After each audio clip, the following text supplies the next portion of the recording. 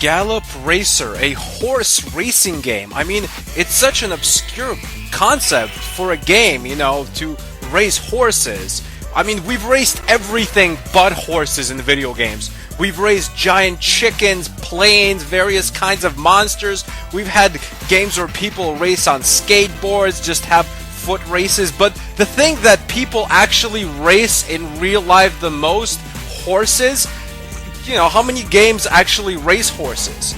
The thing is, horse racing is an obscure sport for a reason, as I've learned with this game.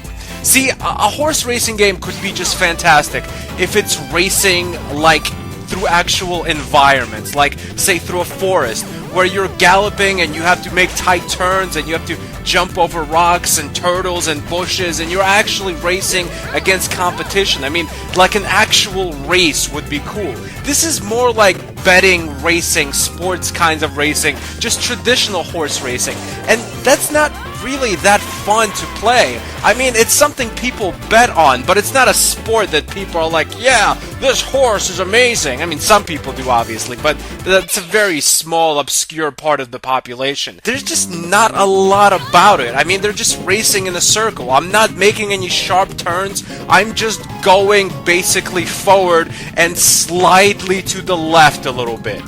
This whole game is basically about which horse has the better stats. Some horses are good on one type of land, some horses are good on the other type of land. They have two different ratings. And you're supposed to get a horse that basically has a good rating on the type of land you're gonna race. It's a lot more confusing because there's a lot of other different like stats, like inside a horse racing things that you don't even know what's going on. Especially in the career menu, there's just too much going on. There's just so many horses to choose from.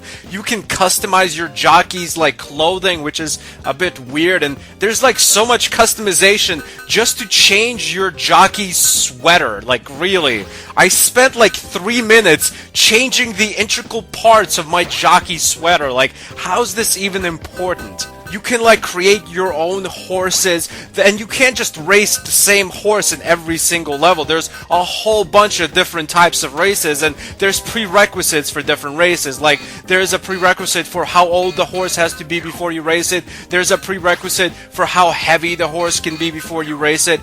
I mean, I ended up having to skip like 3 months in my career mode because I couldn't find a race that I could actually race in with the horse I bought. It's just a lot of busy work. It's a lot of numbers. I mean, someone who really loves horse racing, I mean, I could see how this could be fun for you, but for 99.9% of the population, especially the gaming population, who just doesn't care about horse racing, all of this is just a lot of busy work and weird numbers floating around. It's like I'm just watching the Matrix numbers scroll down. Blonde, brunette horse.